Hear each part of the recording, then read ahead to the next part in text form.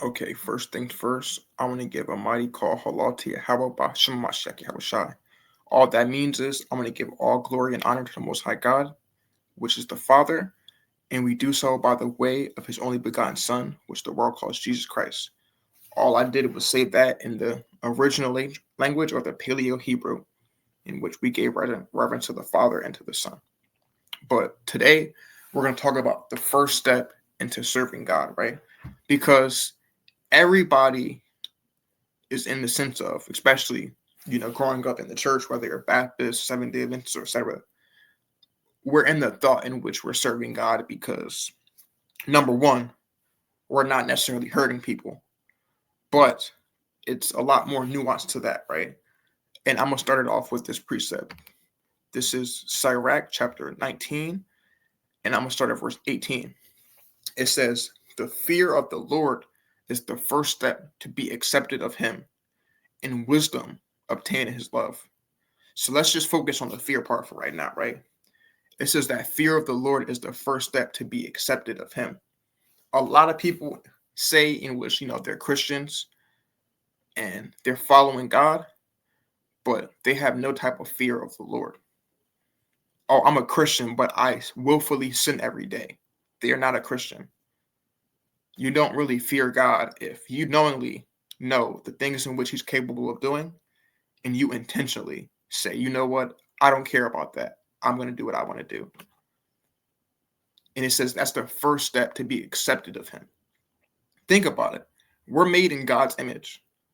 And if we're in a relationship with God, if he specifically tells you, don't do this, and you continuously do it and disrespect him, why would he accept you? We wouldn't accept that if you were in a relationship and your significant other was told, hey, do this because it would show that you love me. And you say, yeah, I hear you, and do contrary to it every day. It's the same thing with God. He's not accepting that.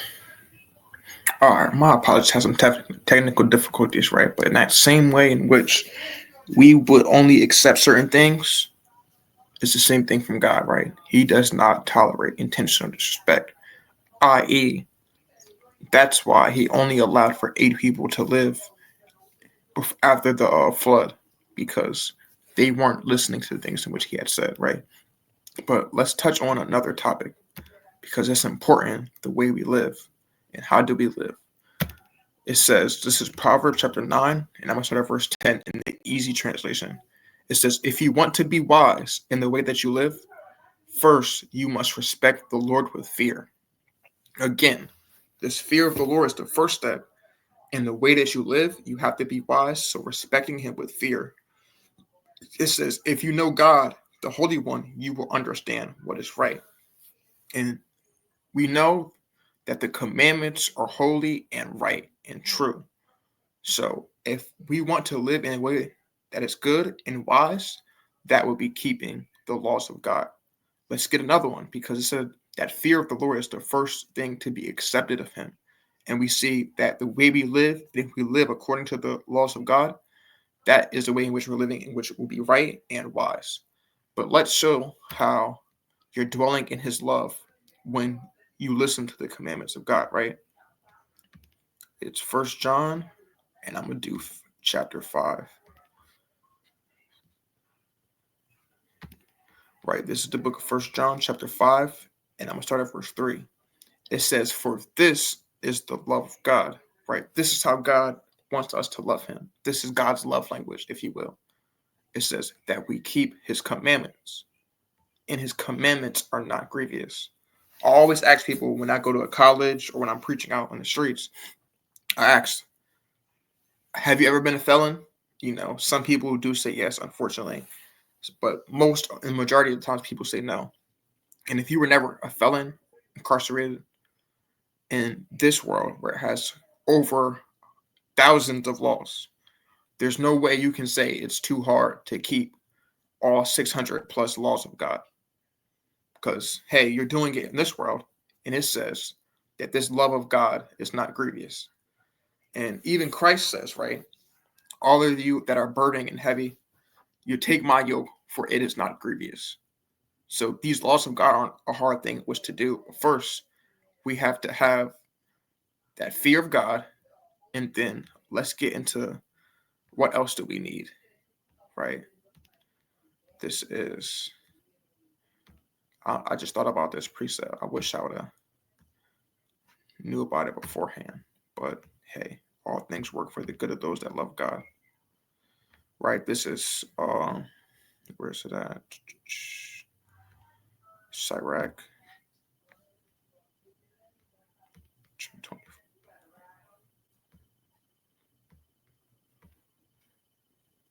Boom.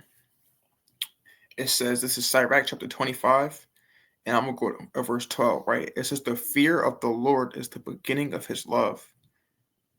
Going back to again, we know that love is the commandments and the first thing in which to be accepted of him. So that would be you showing you love God.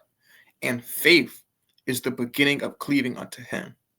So now you putting your trust in being able to do these, right?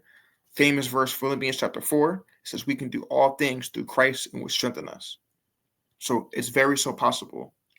We know a lot of times we go to church, we hear, nobody can keep the laws of God. But when you read the book of Zechariah, specifically Zechariah chapter 1, verse 3, it talks about how his parents were perfect. Read Job chapter 1. Job was a perfect man, eschewing evil and fearing God. David was perfect. Even though he committed sins, his heart never went away from the Most High God. Perfect people. Perfect isn't always not being sinless, but you remaining fervent and not willfully sinning. That's you being perfect in the Most High God's eyes, or complete. Right? So I'm going to read this one more time. It says, Psalm 25 and verse 12, it says, the fear of the Lord is the beginning of his love. And with that, that's performing his commandments. We'll get into that in another week. And faith is the beginning of cleaving unto him.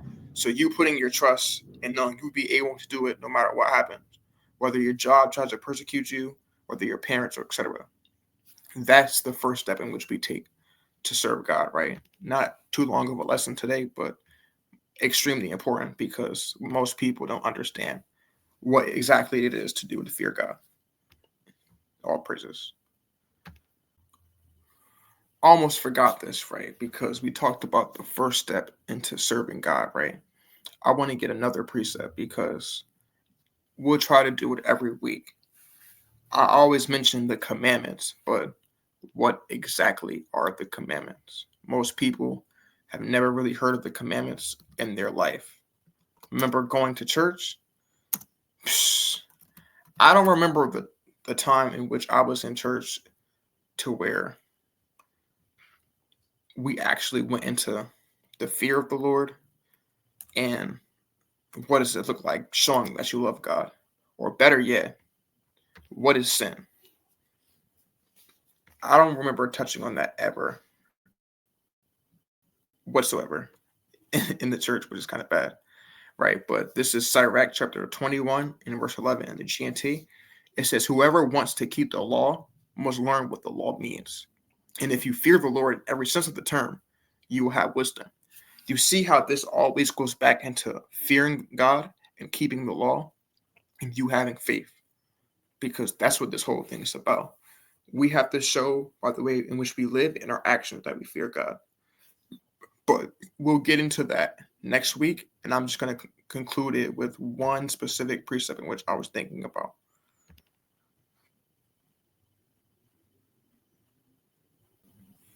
Yeah, here we go. Sorry, I had some technical difficulties, but this is the last precept I wanted to get into, right?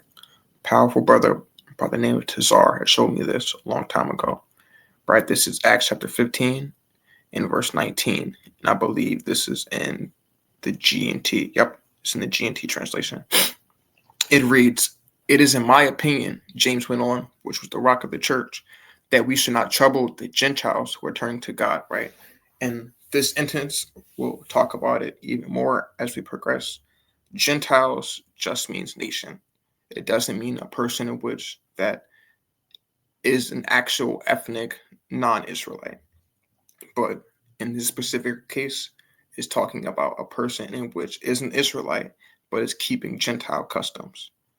right? It says, instead, we shall write a letter telling them not to eat any foods that is ritually unclean because it has been offered to idols, and to keep themselves from sexual immorality, and to eat any animal that has been strangled, or any blood.